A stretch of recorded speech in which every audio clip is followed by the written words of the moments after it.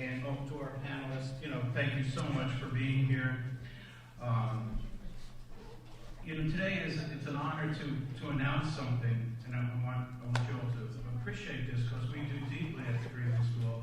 We now have a supporter, a benefactor for our Futures Forums, and that is Bill and Linda Tubbs of the North Scott Press in Eldridge, Iowa. Bill and Linda are right here, and I'd like to give them a round of applause. They really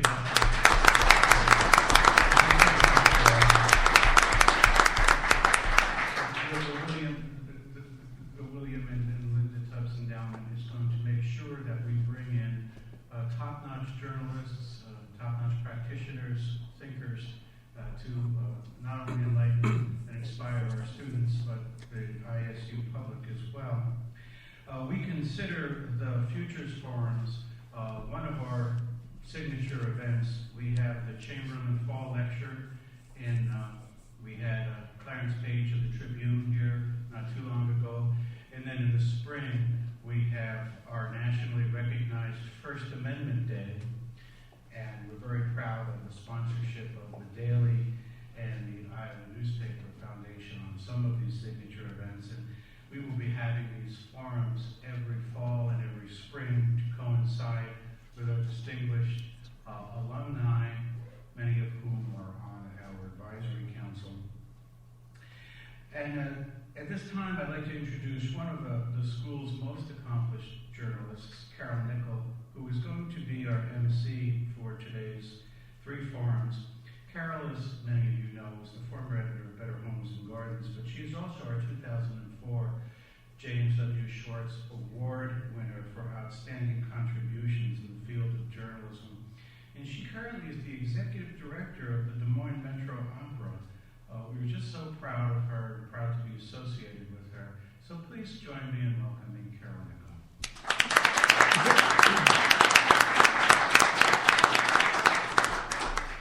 Thank you, Michael, for that introduction.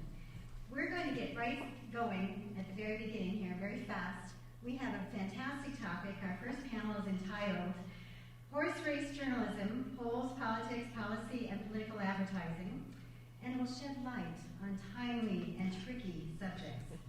Just what are the roles and responsibilities of news operations, of political commentary, and political advertising to the public and to our political system? How do storytelling, truth meters, fact checkers, and persuasion techniques impact political issues, candidates' positions, and public opinion? Today's panelists include local and national political journalists, political party representatives, and pollsters. And they're here today to share their views on these subjects and to make their case for those views. The panelists are, I'm going to start here with Sue. She's chairwoman of the Iowa Democratic Party. She was one of the first Iowans to be involved in the 2007-2008 campaign for then Senator Barack Obama. She was serving for Johnston County co-chair for the caucus campaign of now President Obama. Prior to her political career, Sue spent 30 years as a special education teacher. Thank you so much for doing that, Anne. She's living in Coralville. She was her husband, who's a state senator, Bob, and they have two daughters, Anne and Caroline. So glad to have you with us. Thank you. Next to her, we have Matthew Strawn, who's chairman of the Iowa Republican Party. Previously, Matthew was chief of staff and counsel to a member of the U.S. House of Representatives. He was twice named by the Hill newspaper as one of the top 35 under 35 in Washington, D.C. Matt returned to Iowa in 2007 and became one of the principal players in bringing top-level professional arena football back to Iowa, when he and a business partner led an ownership group to return arena football back to the Iowa Barnstormers in Des Moines. Next to Matthew is Ann Seltzer. She is president of Seltzer and Company, and Ann is responsible for polling for the Des Moines Register, and she conducts a national poll and global poll for Bloomberg News. In addition, Ann has colleges and corporations calling for her services.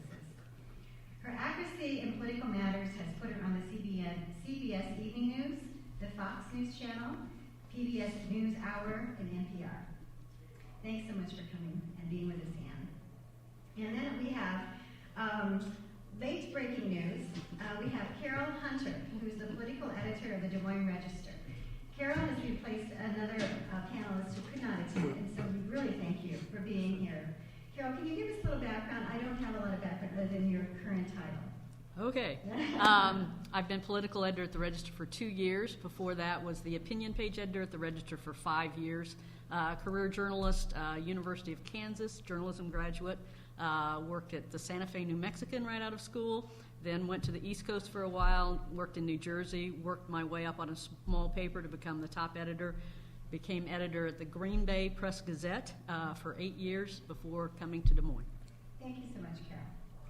Our moderator today is our own Kevin Clooney from KCCI News Channel 8. He joined the station's production department while still in high school, beginning in sports reporting. Then he moved to the news department full-time in 1974 after graduating from Iowa State. He's been anchoring KCCI's newscast since 1982. He's covered major events for KCCI, including the flood of 1993, which we all remember, and also Presidents Bill Clinton and George Bush. He interviewed George Bush on board Air Force One, and he interviewed President Clinton in the White House just hours after the Oklahoma City bombing in 1995. Two of the most memorable stories that Kevin tells us were the returns of hostages Thomas Sutherland and Terry Anderson after their releases in Lebanon in 1993. Kevin said, "We covered the story like via international satellite for the first time in Iowa broadcasting history." In 1999, Kevin won the prestigious Jack Shelley Award from the Iowa Broadcasting Association for his outstanding contribution to broadcast journalism in Iowa. In 1994, he received the James Schwartz Award for Distinguished Service in Journalism from Iowa State University. The podium is yours, Kevin.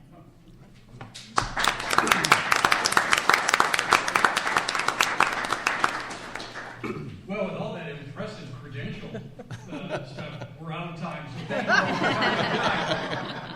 Now, I want to get my notes straight here because, as Bob Greeley pointed out, back when I was on the advisory council, I gave a prediction. As far as what was going to happen to television. I had this imaginary screen. It was all touch tone and laser pointed and stuff like that. And here I am up here with my iPod and my iPad and I still resort back to the paper version. But what I wanted to do here to start off with is get a little bit of news after I thank you all for coming. It's great that you're here and spending some time with us this morning. But there was something that happened yesterday. Okay, 2 stories came across the wires yesterday. Perhaps you saw them. Number one came from the Iowa Democratic Party and announced that they were going to have their caucuses on January 3rd, right? You're here. The other one was a press release from, we're from Iowa. We have to make sure we say this right, the Nevada State Republican Party, as opposed to the Nevada State Republican. The Nevada Republicans are wondering over there, 30 miles to the east of us, how come you're having our caucuses on a different day? Anyway, there's another release that comes out from Nevada that says, we're going to have a meeting this weekend. Tomorrow, I believe it is. Isn't it, Matt? So let's put 2 and 2 together here. When you make an assumption, you make an ass of you and me, and all of us in the journalism profession have been asses many times. But let's make an assumption that we really do have, I've got to ask you, Matt, is Nevada going to do something? Are they bumping theirs back? Have you heard? Well, at the risk of making much news this morning, I am confident that both the Republicans and Democrats in Iowa will caucus on January 3rd, and I am very confident that we will be the first ones in the country to do that. The first ones to caucus? To caucus. Will we be the first ones to do anything? I have every reason to believe Iowans will be the first people in America to cast their preference for the Republican presidential candidates. And on this, we have bipartisan agreement on this. It may be the last thing that happens in 2011 or 2012 where that's the case.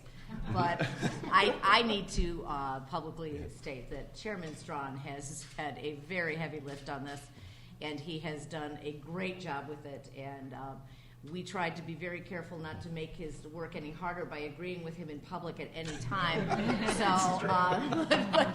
But behind the scenes, we have been working, the RNC and the DNC have been working closely together, to tell you the truth, modeled on 40 years of cooperation on this issue between the Iowa Democratic Party and the Republican Party of Iowa.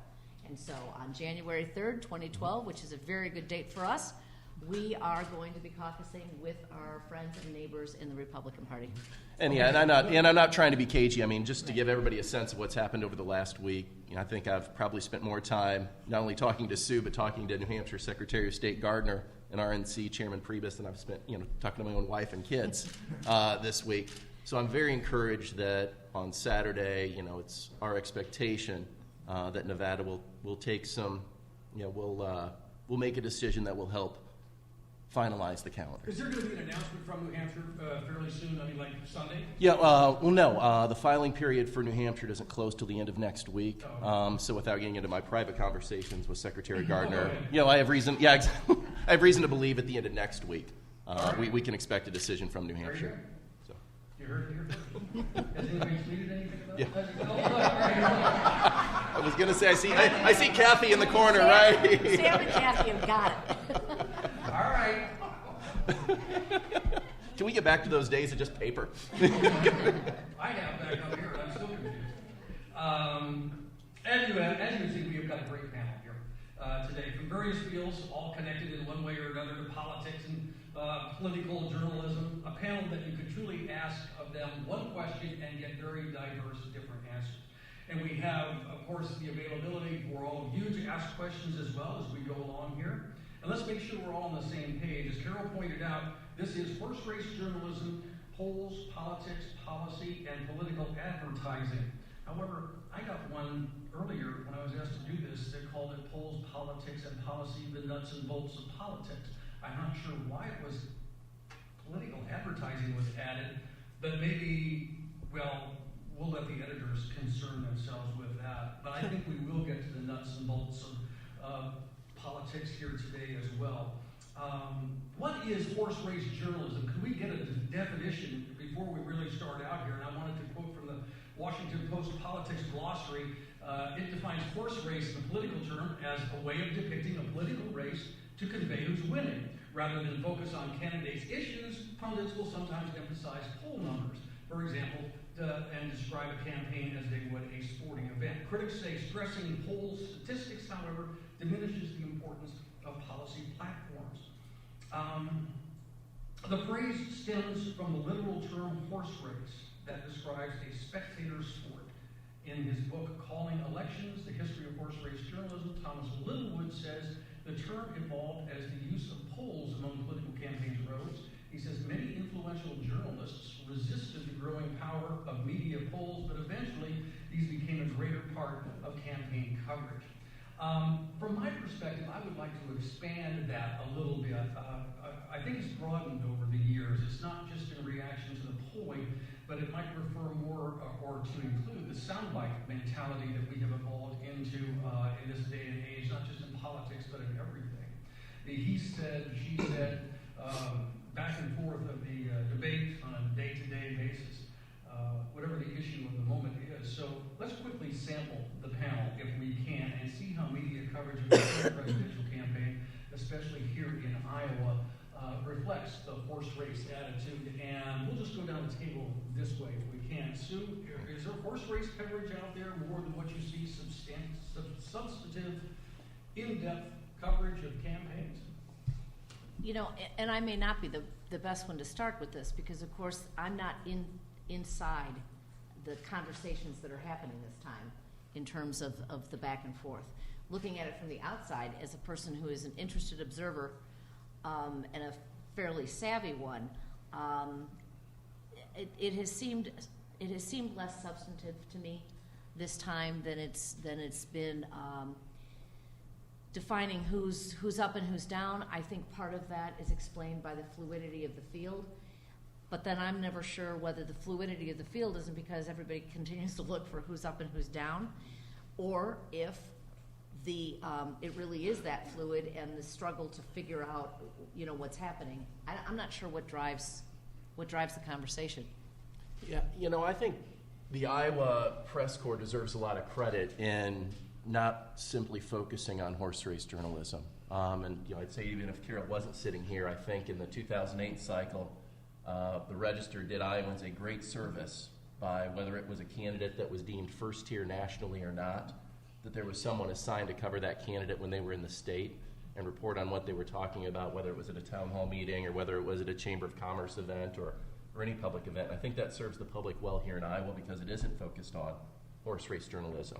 And I think we've got, actually, if you're talking about horse race journalism, you've got the granddaddy of all horse race events here with the Ames Straw Poll. Really, that I think is what drives the national coverage of that because, the national narrative wants to start putting candidates in a box as to who's best organized in Iowa, who actually has support for the first time with someone actually casting a vote, not just, seeing what a pollster can get someone on a telephone to say. So, I think that's one thing that we do very well here in Iowa, especially in a time when we've seen tremendous contraction in the industry. It's still very encouraging to see that kind of commitment to actually covering these candidates substantively when they're here. Yeah. Well, as the purveyor of the horse race numbers, I guess, I have a vested interest in it being an industry that is lively and engaged. I guess the point I make when people say, isn't there too much of this? I said, well, what would the world be like without polls? What if journalists were out there covering races and didn't know who was ahead, who was behind? How would the coverage be different? And what would that lead to in the end? And that really stems from an early experience when I was on the staff of the Des Moines Register before starting my own company, with reading in the pages of the Des Moines Register a column about the momentum in a particular campaign and how things were surging and how things were really moving forward and gosh, they'd caught on fire and all of this, predicting that this campaign was going to be victorious. And we came in very shortly after that with a poll that said, in fact, things were on the decline for that campaign. The journalist had gotten caught up in the story of watching the organization more from the inside, and you can understand how that might happen. Without having a sort of external read on here's the way the electorate is perceiving what's happening in this campaign, your coverage can really miss where the heart of the story really is. So this year, when there's so much volatility in the race, that horse race is a darn fascinating story, and it's impossible to ignore as people rise to the top and then dive to the bottom.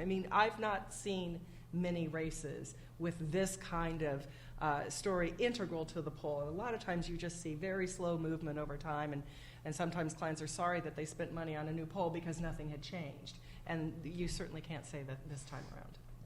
Carol, is there more horse race journalism, do you think, type of coverage at this point in the campaign as opposed to when you get down to two candidates perhaps and then you can start looking at more specific issues? Or what's the situation at the Register now and maybe a year from now? I do think it's difficult with in big primary fields because when you think of traditional issue dissection, many issues, these candidates pretty much line up.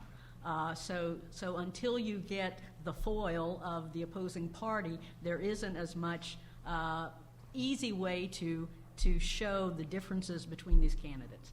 I do think we have an obligation where possible, when there are different approaches to a tax plan, a 999 plan, say, or a flat tax, to really dive in and look at the possible impacts of that. I would defend polling in many, many ways, even if Ann weren't sitting here and weren't working so closely with us all the time. What we try to do with the Iowa poll, I think, is so much different as far as really trying to get beyond the horse race. All the time on the stump, you hear candidates say, Americans want, or Iowans want. Well, do they? I've looked pretty closely at the Iowa polls over the past decade or so, and on an issue like immigration, for example, the opinions are very nuanced in this state. Mm-hmm. It really depends on how you ask the question, the framing of how you ask it, and I think journalists and politicians can be very guilty of making these grand statements that aren't true. And I think polls help us fact check. They help us really say, okay, what do Iowans think on some of these issues? Well, along those same lines, and I had a question for you. How much does polling, do you ever do polling on polling? In other words, how much does polling affect opinion? There are people out there, are there not, who say, I want to go with the winner. And so this person is leading, as opposed to maybe, actually dissecting an issue or something like that. The effect of polling, does it affect a race? Well, I can't tell you that there are polls about the impact of polls, but I dare say that if you were to ask people, why did you cast the vote the way you did, that there are darn few who say, because the poll told me to. I mean, it's, polls are meant to be a gathering, a data collection. We use data collection, not data dissemination. Now, what people make of the poll, do they factor in if they're backing someone, especially in a primary, who is, stands little chance of doing well, does that force them up to somebody else that they might like better? It might. But there's so many other influences out there. It is hard to imagine that a poll would be the defining decision that a voter makes in how they're going to cast their vote. And yet you see someone like Michelle Bachmann who just roared into Iowa during straw poll time, and then all of a sudden the polls showed her falling down. And does it compound itself in some way, shape, or form, do you think? And I'll open this up to Matt as well. Yeah, I would say, take the inverse of that when you look at someone like Mike Huckabee during the 2007 into 2008 caucuses, where there were probably, I know this anecdotally, there were Huckabee supporters, boy, I really like him, and that but was, but he's not going to win. But then you start seeing a poll that shows him, okay, starting to tick up a couple weeks later. Well, then all of a sudden, okay, yeah, he is going, yep, absolutely, I will be his precinct chair. And that kind of fed on itself, and I'm sure you saw that in the numbers, and of course we all saw that caucus night. Oh, and I'm sure the same happened on the Democrat side once people realized Senator Clinton wasn't inevitable. As Matt says, the personal thing, I remember we were heavily invested as a family in the Obama race. And I remember Sunday mornings, and because this was a little bit back in the day when you didn't have the Twitter tell you at 12:01 what your thing was, we had people on the docks at the Des Moines Register. They'd get the paper, they'd get the poll, they'd call the top line numbers. I remember in those mornings being downstairs at 5 o'clock waiting for that paper to drop on that driveway. Bob, I'd holler up the stairs, oh my God, we're up. Because I do think that there's a relationship, that is for sure. And that inevitability, which we thought was going to happen.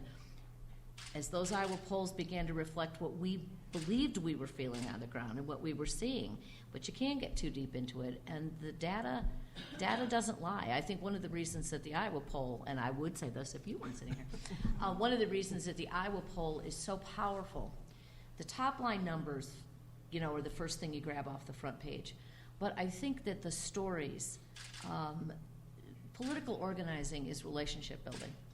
And to do that, you have to listen to people's stories. You have to listen about what they care about, what they're worried about, what they're concerned about. Matt and I were just joking that we're both up in Marion each weekend with our respective families and on different days. And you're on the doors. And when you're on the doors, you hear what people really want to talk about. And I think that the strength of the Iowa poll, the top line numbers are always right. But it's drilling down deeper and getting those stories, and when you go into the deeper kinds of interactions with a smaller set of people, that's why I think it's pretty powerful stuff for political professionals to use for both message development and for field organization. Let me throw this out to everybody because it's kind of along the lines of what we're talking about right now, and that is this what's happening? Kind of what Dan and Matt touched upon to Herman Cain right now. He's the candidate of the day, isn't he? Just yesterday there was a poll out. Was it a Rasmussen poll? I'm not sure that showed him leading among those who say they're going to caucus in Iowa. Well, I don't have any fresh data to share with you of our own, and so many of these polling organizations have different methodologies that it's kind of hard to compare across polls that way. I don't know what Rasmussen had shown before, but that would be more telling sort of within that polling organization. I think you watch this field of candidates and you see very clearly that they are taking advantage of certain situations, and it is resulting in a surge of popularity. We saw that with Michelle Bachmann after her first debate performance. I mean, there she was. You saw it with Perry, who came in right on the heels in the straw poll and stomped on her and basically, sucked out that popular support because he offered some things that maybe she didn't, and also represented a lot of things she did. So he used that to his advantage, and then had some poor debate performances, and Herman Cain has been consistently strong. He rouses a room. If you saw him up at the straw poll, good heavens, it was a palpable good feeling among people who supported him or people who thought maybe in the future they might. So I think you can't get away from the personal element of people's connection with these leaders and wannabe leaders, and the polls hopefully capture the right group of people who look like the people who are going to show up on caucus night. And I think, in the end, I expect to see more volatility between now and then. I think this race has a long way to go, and then we'll see in the end how it all shakes out. One of the things I've thought we should do almost with every poll is have this little box that says polls are a moment in time. They're not predictive, especially 70-some days from the election.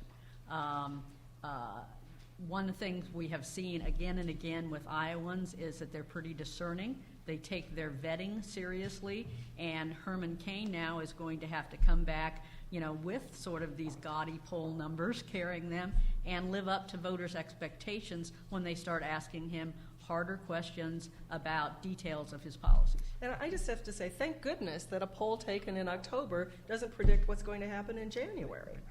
I mean, it's sort of absurd to think that it would. So, but when people want to dismiss it, I go, well, it's self-evident that this isn't what's going to happen in January. This is what's happening now. And this is where the needle is, and everybody's going to be spending a lot of money trying to move that needle. But the politicians will always tell you when you ask them about a poll, it's just, the only poll that counts is the one on election day. Well, then why do you spend tens of thousands of dollars, Mr. or Mrs. Candidate, on polling? That's right. Because the only one that counts. Right. Because it's research. It reflects what's going on. It is, as you say, that it's fluid. But so polls are important, are they not, within the political? I mean, are you guys always polling too? I mean, Well, unquestionably. I mean, that's yeah. I mean, it helps not only as Sue referenced with message development to fine tune exactly your message, but also for fundraising. Yeah. I mean, it's like any business. People want to be surrounded by something that's successful, and if they believe that you're investing in this candidate or this party or this idea, and you've got data that can back that up, it begets more resources, which helps you communicate those issues. Right. And that message that you're developing. So, I mean, it is all intertwined. And, just to touch real quick on what Ann talked about, with the caveat, of course, I'm neutral in the caucus process, so I got to be circumspect when I talk about specific candidates. But with Herman Cain, it's fascinating. Going around to counties, there is tremendous interest in him, but it's still the Iowa, but I haven't met him yet. I haven't had a chance to kick the tires. I haven't had a chance to look him in the eye.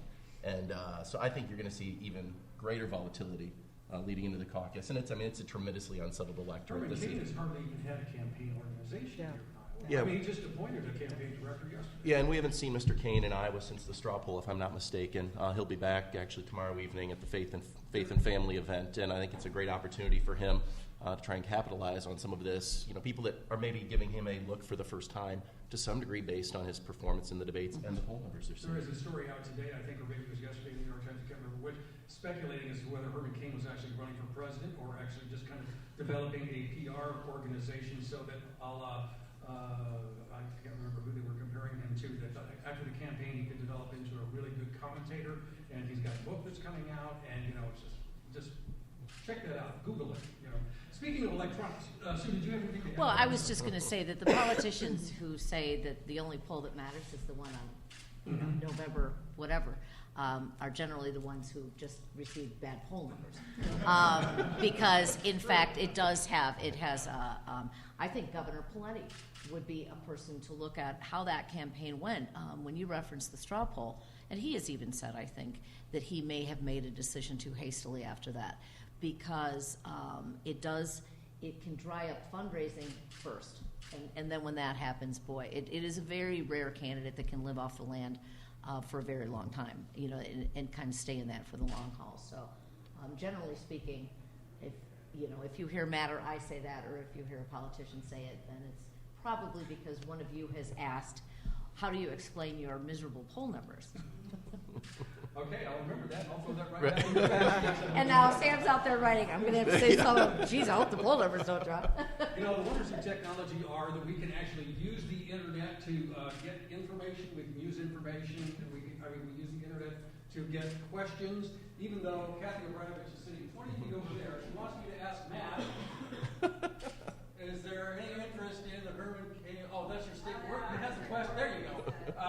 How do the variations in methodology affect different polls of Iowa caucus goers? So, a question from the audience via the internet that Kathy could have stood up and shut up. But that's cool. I thought we were supposed to tweet questions. This is still like a multimedia experience. There you go. Such an early adopter. You can do it any way you want to. As a matter of fact, this is the same question that you emailed me a little bit earlier. Well, here's the trick. If you look at the challenge of polling ahead of the Republican caucuses on paper, any pollster who cares about their reputation would be daunted and feel tempted to walk away, because it is such a small universe of people who show up. So they're the needle in the haystack. We hang up on 90 people for every one person we talk to. I mean, it's that difficult. You can show up on caucus night and not be registered to vote, so you can register that night. You can be a Democrat and walk in and change your party registration, and you can be there. You can be 17 years old, and as long as you're going to be 18 by the general election, you can participate. It's a difficult universe to identify, and there are lots of ways to sort of find a good substitute for that. I mean, so it's a tiny little universe, and when you poll kind of maybe a little bit bigger universe, and some methods give people an even bigger universe. There are people who are showing you polls of registered Republicans in Iowa. Well, that's about 30% of the registered voter list, roughly, give or take. That's the fluid number. But 30% of Iowans don't show up on caucus night to caucus on the Republican side. That's a very big universe. Does it give you a mood of people who are in the party? Sure. And if that's the story you want to tell, what are the issues that are sort of along those lines? Well, then that's fine.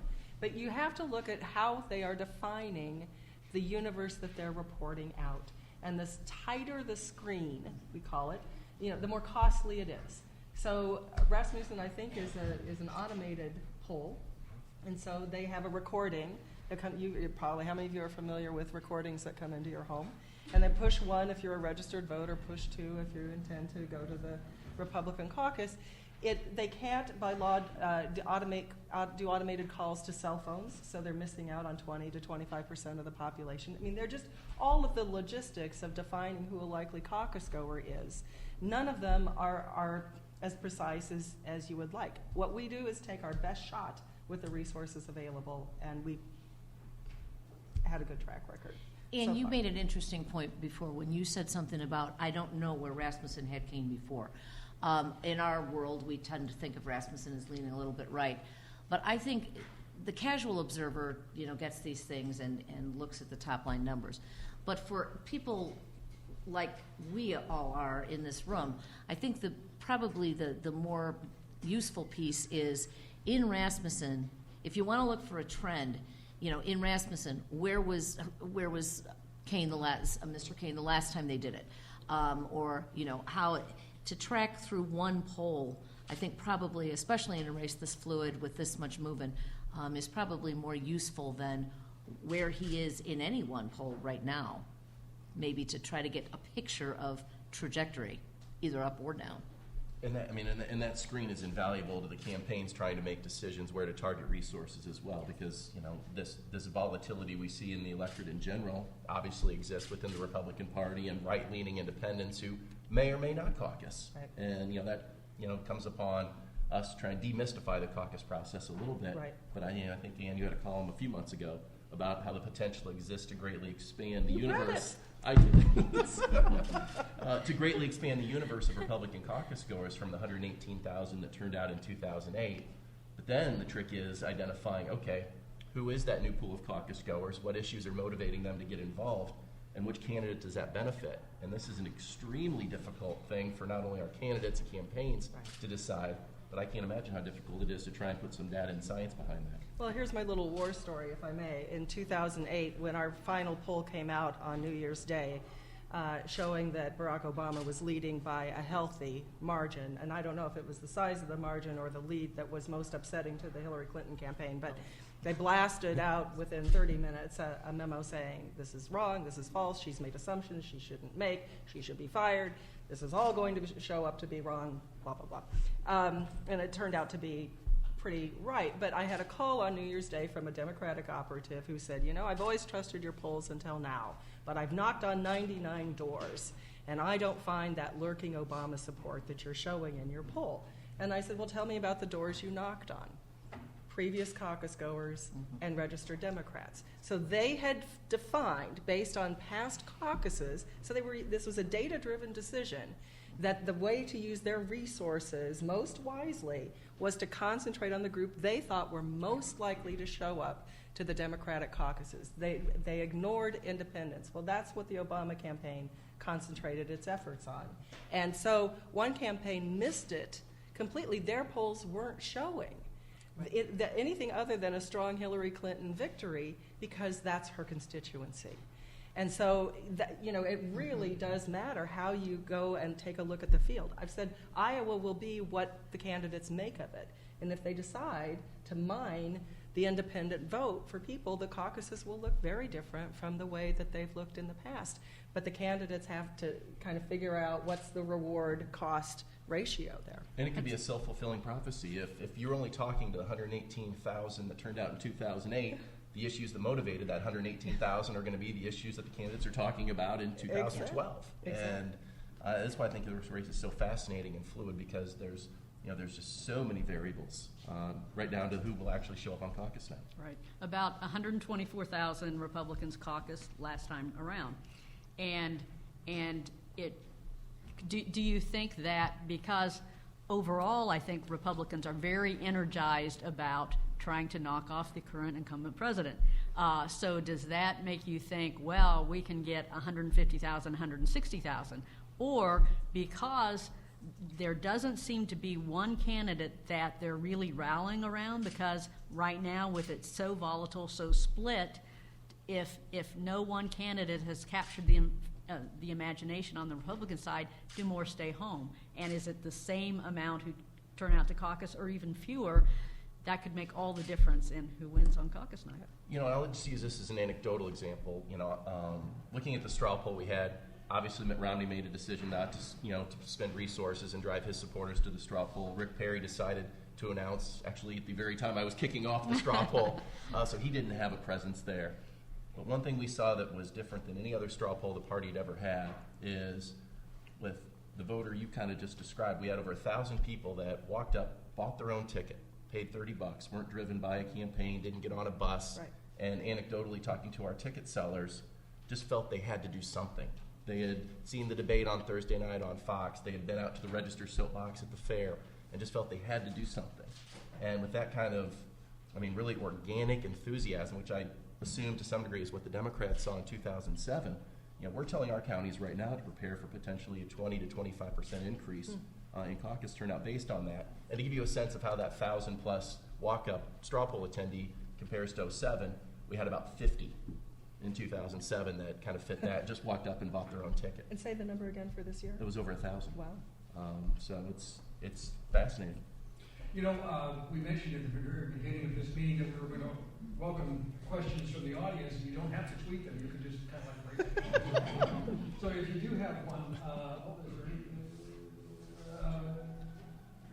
there's a couple right here. Okay, there's one. To Matt and Sue. Has there been a time when you have been truly shocked by a candidate's surge in the polls? Well, I will. It's not an Iowa story, but it's Indiana, and I was doing polling for the Indianapolis Star in 2008. Indiana went for George Bush by a 21-point margin, I think that's give or take. And our final poll showed Barack Obama by like half a percentage point, which that just didn't seem possible. And so, of course, when you have an unexpected finding like that, such a huge swing, Indiana wasn't considered much of a swing state. So for that to be there, so we, that I was nervous about that for a very long time, and I believe Barack Obama won by about 0.5 percentage point. So it's when you see surprises like that as a pollster, you go digging in the data to be sure, because do you have an outlier effect here? Is something gone wrong? Is something hidden that wasn't corrected for somewhere along the line? You always want to be confident. Do you have something? Do you have anything to add? Yeah. Well, I think Barack Obama is the poster child for being surprised about surges in the polls. I was in that campaign, and every single week I woke up and thought, this has been such a great run, how fun this was, and but it'll be over on Friday, and then Friday we would have eked out another week, and I think there's no way. I've been really surprised at this point in the campaign on the Republican side this time. I'm surprised that it's Herman Cain that surged right now. That seems odd to me. That it's Herman Cain that surged right now. That just seems a little odd to me, because it seems like a lot of that's driven by emotion. And by this time, I would think, I'm surprised that people aren't, that's where it still is. You know what I mean? That the policy things haven't begun as we get closer to the actual, standing up in the room, beginning to pull the lever, Americans pulling that. So that's been surprising to me. Not that there's been this, sort of the person of the month kind of thing. That doesn't surprise me. But the fact that at this late date that it's Mr. Cain, that's been surprising. Well, and it will remove Mr. Cain from this argument for the moment, or from this conversation. One thing that has struck me, and I'm curious how this bears out in the polling you've seen in the data, is it's been a much, much more deliberative Republican caucus goer this cycle than it has in potentially caucuses past, because we're not making this decision in a vacuum. To your Republican caucus goer, you know what 4 more years in an Obama administration means to your beliefs and your principles, and you want to get this decision right. And you're also aware of the responsibility and what people outside of Iowans are saying about Iowa Republicans, and the pressure that a lot of them feel to make sure we get this decision right, not just for Iowa, but for America. So I think to some degree that goes to the unsettled nature that we're seeing in the Republican caucus electorate, that they want to get the decision right because they know the stakes, not just for our state and our role in the caucuses, but really for America, and making sure that we have someone that can go toe-to-toe with Barack Obama. And I think what you've seen with, use Sue's phrase, not mine, the flavor of the month, or, the surge every month and a month and a half. The one thing that is in common that those folks have in common is they're taking the fight to President Obama, because what Republicans want to see is somebody that they know can go toe-to-toe with the president and stand up and make a very eloquent defense of our beliefs and our policy positions, but they still want to make sure here in Iowa that they get a chance to actually meet these candidates. And we haven't seen the level of candidate activity in Iowa that we have. Now, I will say this, that doesn't go to Iowa's relevancy, which our detractors want to point to. You're hearing the same thing if you talk to people in New Hampshire. You're hearing the same thing when you talk to people in South Carolina. We've seen more candidate activity than either of the other 2 early states. So it isn't an Iowa problem. It's just the way the field has developed for the 2012 cycle. Mark? Different kind of horse race.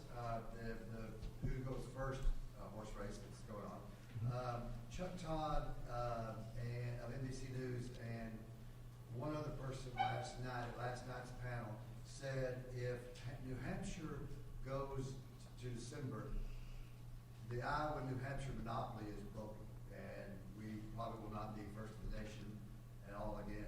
Could y'all speak to that? Well, I think that breaking that wall, I think that, a lot of people look at this calendar thing as kind of a horse race thing, and it has the flavor of a, junior high playground recess thing.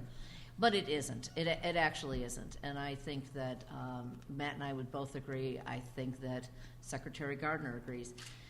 This is very serious business, how it is that we pick the process that picks the leader of the free world. To break that firewall that we have traditionally had, and I don't want to make news on this, but I think that is less a function of who goes first than when they go first.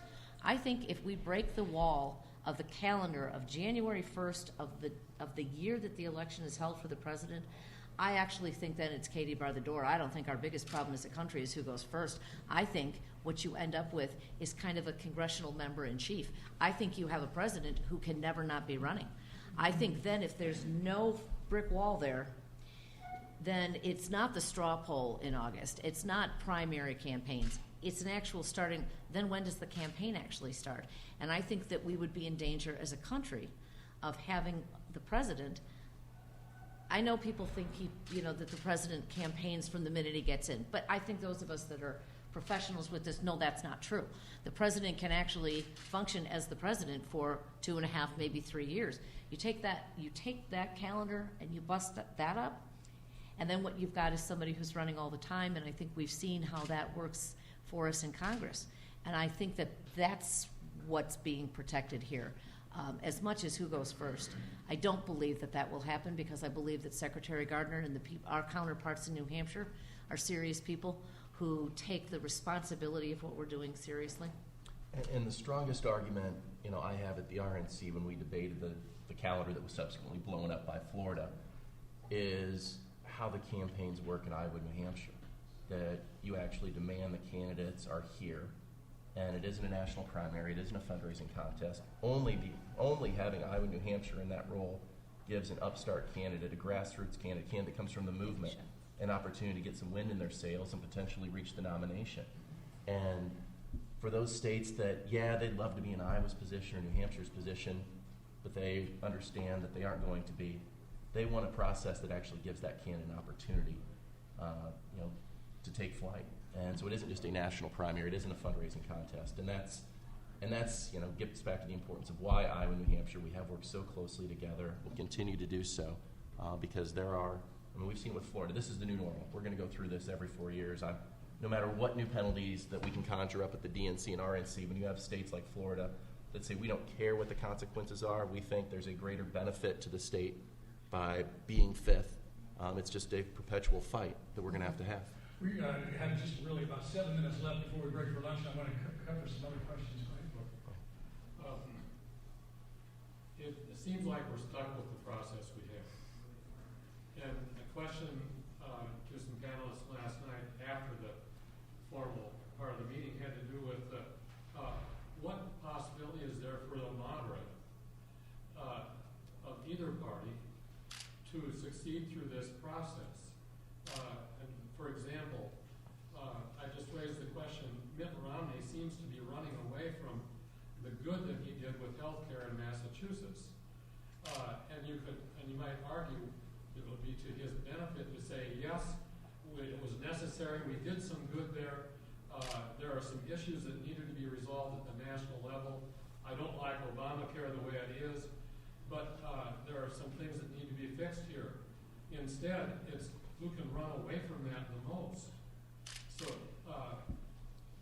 where is the moderate voice? Where are the passionate moderates that can bring us back to the decision-making, pragmatic standard?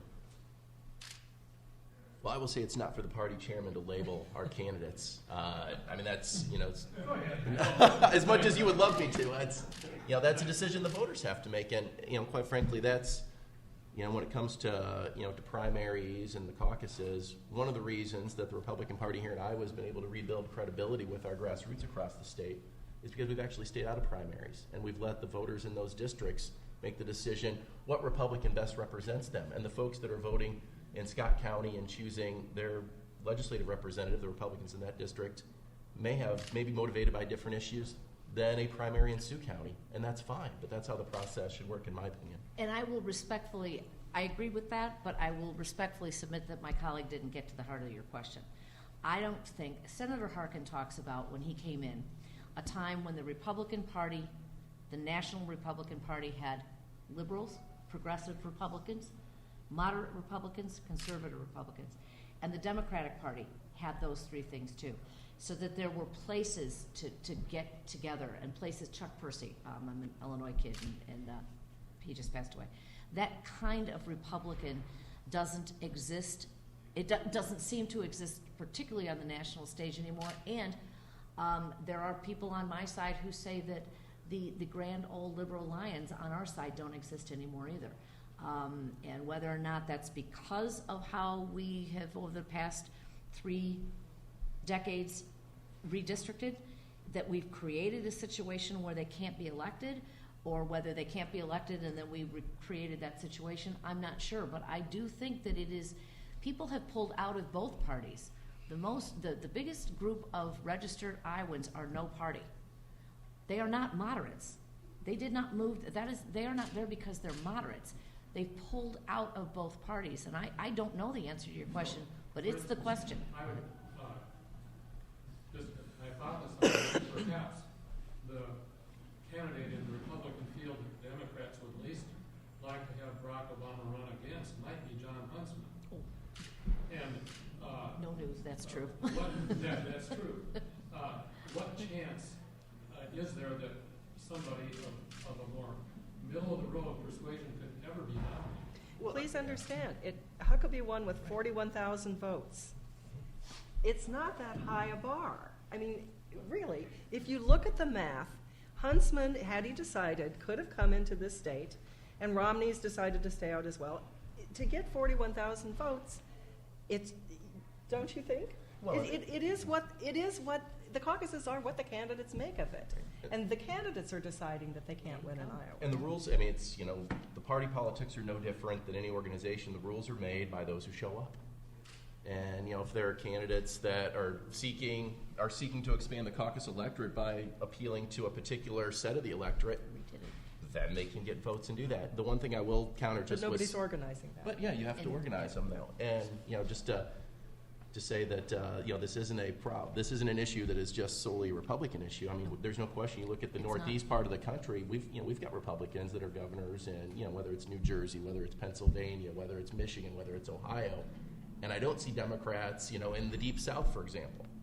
Those traditional Southern Democrats, both parties, have seen this happen. And I think you're right on, especially in Congress with congressional redistricting, is really exacerbated it where most incumbents fear a primary more than they fear a general election.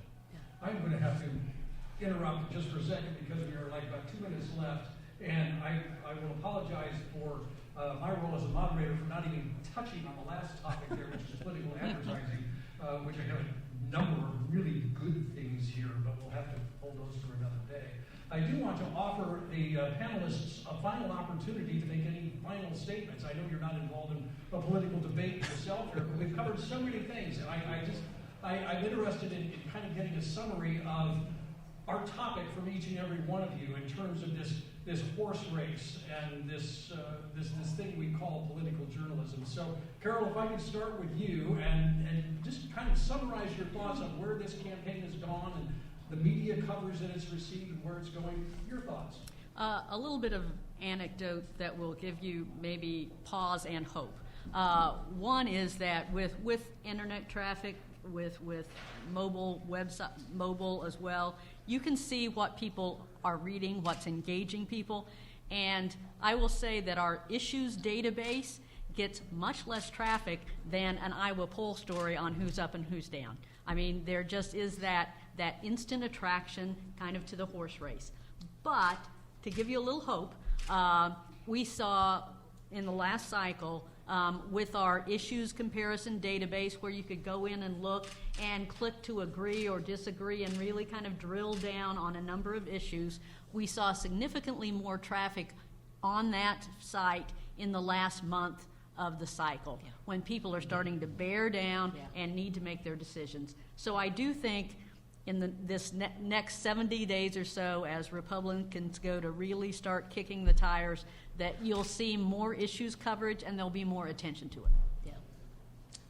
And I'll just say that for me as a pollster, it's to my advantage for more people to show up at caucuses of whatever ilk they are. It makes my job as a pollster easier. You're easier to find that way. I think it also is good for our democracy. The more people who commit, who get involved, have their voices heard, it's a good thing.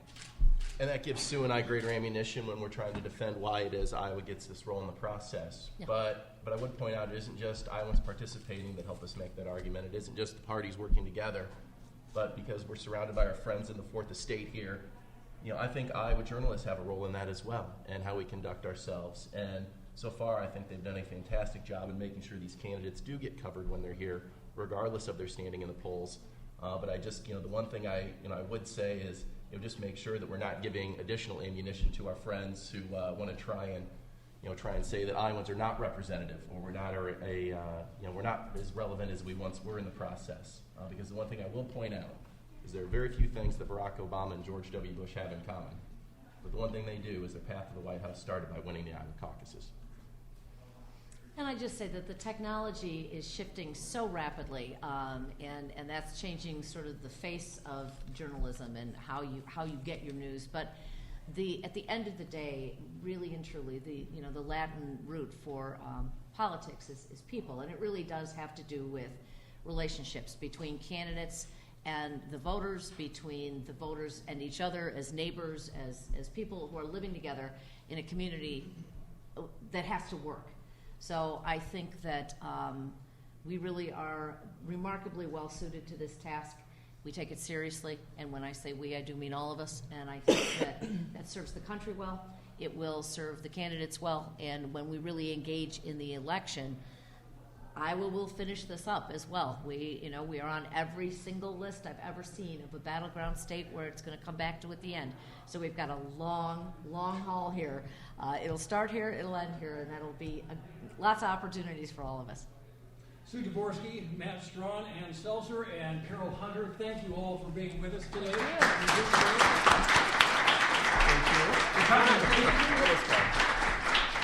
The conversation certainly will continue, and don't forget the rest of the forums coming up. Carol, is there anything else to add? All right, lunch is served.